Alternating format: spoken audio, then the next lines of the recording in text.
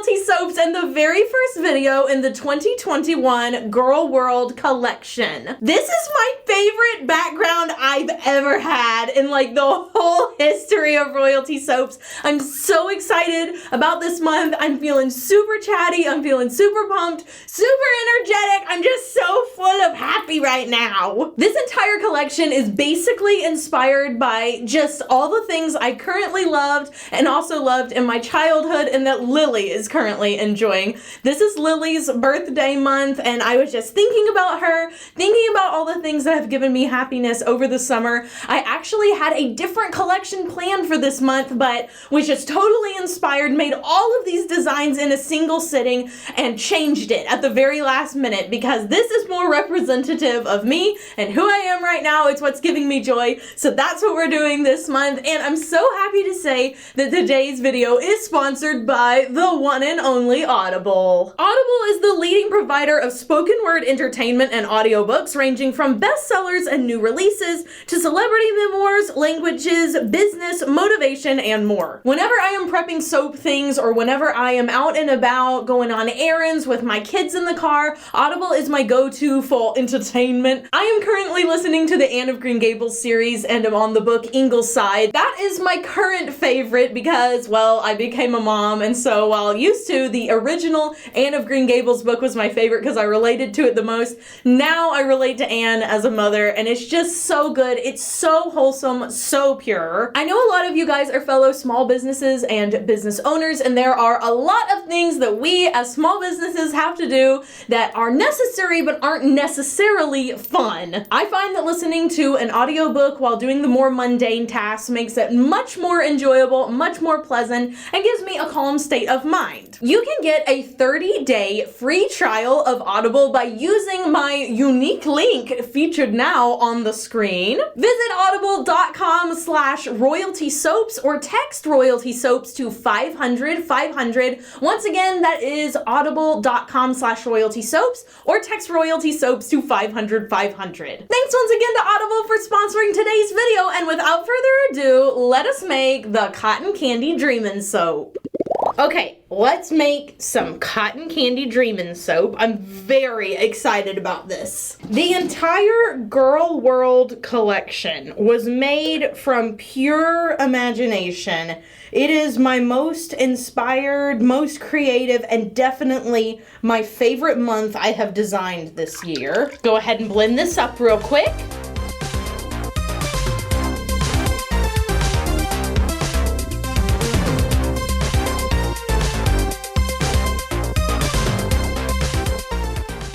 Beautiful. And now that I have that all blended up, I'm going to pour off 2 accent colors. Just going to pour this in. I know where it's supposed to hit on these white pictures because I've used them so often. You can get them at Dollar Tree. You can also buy them online. If you're another soap maker, you need yourself some perfect size pitchers. Now, I love doing the Secret Soap series every year, but I also love being able to tell you guys everything that goes into the soap. It's so much easier. Today we are scenting the soap with Viva La Juicy. It is a really, really delightful fragrance, honestly. A little bit of fruit, a little bit of floral, but very sweet. And for those of y'all who I already know are gonna ask, Katie, why are you not scenting all of this with cotton candy? Because cotton candy fragrance oils discolor soap to brown, and vanilla color stabilizers do not last very long. That's kind of something I think a lot of people don't know, is that vanilla color stabilizers are temporary. If you look at that soap that you made a year later, it'll probably be brown again. So let's talk about colors. Into our base container, I am adding white. This is titanium dioxide. You can get it at Wholesale Supplies Plus or TKB. Those are my favorite places to get it. And then I also have a little bit of titanium dioxide that I'm going to pour into our accent colors to make them a little bit more pastel. And then we're going to add in our cotton candy colors. So into this top container, I'm adding a little bit of Blue Tide. It's from Mad Micas, and I am an affiliate for Mad Micas. So if you purchase this using my link down below, I'll get a A little bit of something special for sharing. And of course, I love Mad Micah's. And then this is Pretty Kitty. This is also from Mad Micah's. So basically what I'm saying is that this entire soap is colored with Mad Micah's. Now this Viva La Juicy fragrance oil dupe from Nature's Garden does have a lot of sweetness in it that as I'm pouring it in, I'm remembering, oh yeah, I remember why I picked this. It has kind of a cotton candy pink sugar smell. If you've ever smelled Pink Sugar by Aquilina, kind of has that sort of smell to it, so that's why I picked it, and it won't discolor. Hooray for 2 wins! All right, and now I'm going to mix everybody up here. It's still really runny, and I hope these look really pastel. I'm a little worried about that guy.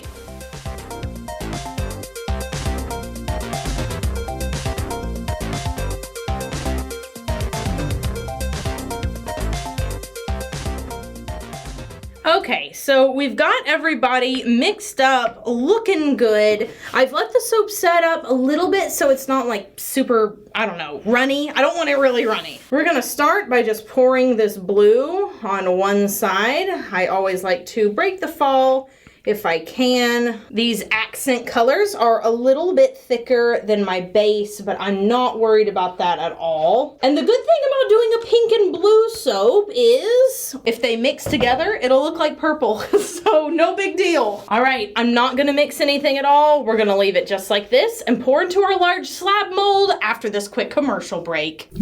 All right, so because I'm working with a thicker soap, I am gonna pour into one side at the beginning and then kind of move it. If I see like all the pink is coming out this time, I'll move it to the side so that everybody gets a little bit of pink. Looks like the blue is gonna come out now. Man, this is, whoa, okay. So this is a little thicker than I originally wanted it to be. Wow, not a beautiful pour. I'll have to watch it on future batches. I'm gonna take my time scraping out my big container here because my white wasn't fully set. Because it's gonna take a while for my white to fully set. So if I have extra time, I make sure that the big bucket is perfect. Okay, I'm gonna flop a little blue and a little pink on top. All right, so I have a little bit of this super sparkle mica. I'm going to put it gently into this tea strainer, and then I'm going to tap it all over the top. Now, I'm not leaving the top untextured. I am simply going to texture it after I have already put all of this shimmer on top. This is a stone soap, and I just thought that adding some shimmer beforehand, before I texture it, would make a really cool kind of discrepancy between the colors underneath and then the sparkles on top. So that's why I'm doing it like this. It's a super, super fine, shiny mica. So really, really pretty. And then in an attempt to be far more precise than usual, I am going to mark the molds all the way down. Hopefully this gets the bars to be closer to the right shape. Sometimes I sort of texture in the wrong spot, and that's just the way it is. Where's my spoon? Not just any spoon, the spoon. Ah, here it is, my spoon. All right, I'm going to texture kind of a lot so that, again, it makes, yes, it looks so good. I'm sorry, I got distracted. So that it makes kind of a big difference. And yes, I love the pull here of the pink and the blue. That's exactly what I wanted to have happen, is it be this kind of pastel, cotton candy, cloudy looking vibe. Again, I'm not sure what was going on with that blue. Hopefully that is a single batch issue and not something I have to fight in the future, but you know, it looks so pretty.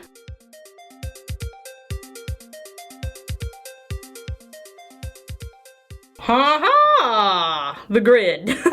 Now for the stones. We're adding a little bit of opalite on top of this, and as you can see, it kind of throws hues of white, blue, and pink, which is why I picked it. I thought it would be the perfect addition for these particular bars. Going to do my best to place it in the middle on these end pieces first. Whoa, that's a big one. Somebody's gonna be getting a bonus opalite. And then I will turn this to the side so that I can place all the middle pieces, and then I'll turn it around some more. So this month, September 15th, is the 10th anniversary of Royalty Soaps, which blows my mind. Royalty Soaps was never really intended to get as big as it is, or to expand really past me. I started this company when I was 17. I'll just give you guys the Royalty Soaps history in this video, maybe introduce you to some of my fellow co-workers, but yeah, I started this company when I was 17. I started making soap when I was 16, and it really started because I took a class. I was homeschooled, took a class at my homeschool co-op, really loved it, thought that it was one of the coolest things ever. And then after a year of making soap pretty consistently, I would say at least once or twice a week, we had soap all over the place. We had given soap to everybody. And my parents were like, listen, kid, you got to make a decision. Either this is going to be a business or you need to not make that much soap anymore, like occasionally. And I kind of already knew that I needed to turn it into a business. So I did. And my senior year, it is what I worked on almost exclusively. I didn't go to prom. That's something I've told you guys quite a bit. Didn't go to prom. I didn't go to many other extracurricular things because I was learning how to make labels from scratch. I was taking my butt down to the county courthouse so that I could get my DBA to do business as Royalty Soaps. And on September 15th of 2011, she was born. I started off with a Weebly shop, and then I moved to an Etsy shop. Then I moved to a Shopify shop. So that was really cool to see kind of the progression of how I sold my soap. I actually went to a couple of arts and craft fairs when I first started. I didn't end up making hardly any money from those, and I just decided that I was going to try to stick with online sales. Pretty quickly, I started a YouTube channel, and while soap making has grown online so much since then, when I first started, it wasn't a big thing. Like, nobody was really doing it. I knew of maybe 3 or 4 other people who consistently uploaded content on YouTube as soap makers, like 3 or 4. Now there's much more than that. So I continued to do Royalty Soaps by myself. I worked in my parents' shed for a couple of years, and then I moved into this little miniature house on a neighbor's property that was about 2 miles away. There were a couple of days where there was not transportation for me and I had to walk 2 miles to work, which I thoroughly enjoyed. I live in a beautiful area of Texas called Poetry, Texas, and it was super nice outside, but I remember that being like very striking, that I was walking to work and me telling myself, like, girl, you must really want this because you don't even have a car to get there and you're still up and going. I did a few wholesale accounts at that time, which in that form I will never do again. That was a learning experience. They got a lot of soap for very little money. Yeah, my mom had to talk me off the cliff a couple of times with those wholesale accounts. I also did custom orders back then of, like, 10 bars or so, but after a while it got to be too much mentally to handle, so I stopped doing that. Just kept making frosted soaps, which were not really popular nor in demand at the time. I just really liked doing them. I made cupcake soaps at the time, which was really fun. And then after that, I got married. I got married to Caleb. I was dating him for 3 years or so before we got married, and then we got married. I kept doing Royalty Soaps, and at some point, I sold out at one of my releases, and nobody was really doing, like, themed collection launches at the time. All right, time for me to put glitter on this, by the way. Look at this. Ah, so pretty. I think I'm gonna sprinkle it this time with my little fingies. I want it to kind of clump up a little bit. So yeah, I got married, and at one of the releases, I sold out. And I remember I had made like 70 bars and they sold out. And I thought for sure, I thought that there was a fluke. I thought I had input numbers wrong. I was, you know, pretty active on YouTube 2 to 3 times a week, but there was no notable change as to why that would happen. It was crazy. But after that, I started very consistently starting to sell out, and I was pregnant with my daughter Lily at the time, and we had to make a decision on what we were gonna do, me and Caleb, and he decided that he was going to quit his job. He was working at the DFW airport in asbestos removal at the time. He quit his job and joined me. We were able to get so much more done. I worked through my whole pregnancy, worked the day before I had my baby. And then we hired my brother Simeon, then we hired my brother Kenny, then progressively we hired our friend Garrett, who we had known for many years. I literally was like there when he was a baby. He is the same age as my brother Simeon, and just started adding people. My mom we added, and then my little sister Pollyanna got cancer. My dad had to quit his job because someone had to stay with her at the hospital for weeks and weeks.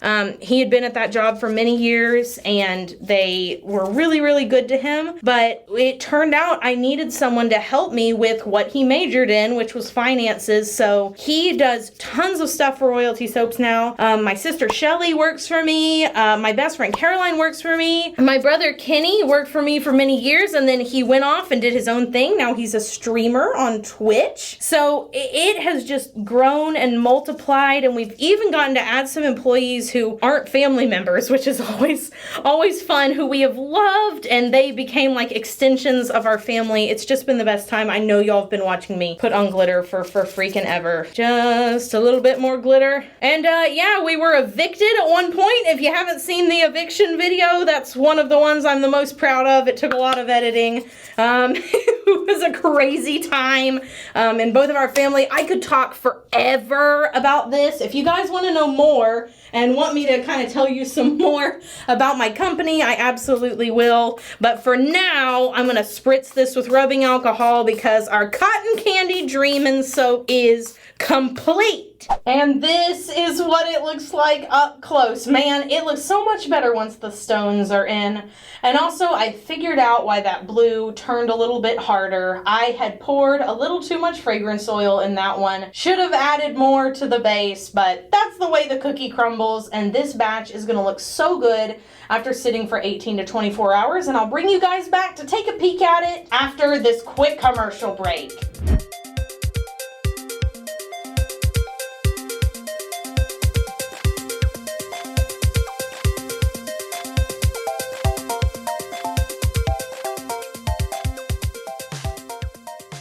Okay guys, so I did go ahead and make the decision to single bar cut these just because these suckers are so big. They were just too big to be cut with a multi-bar cutter.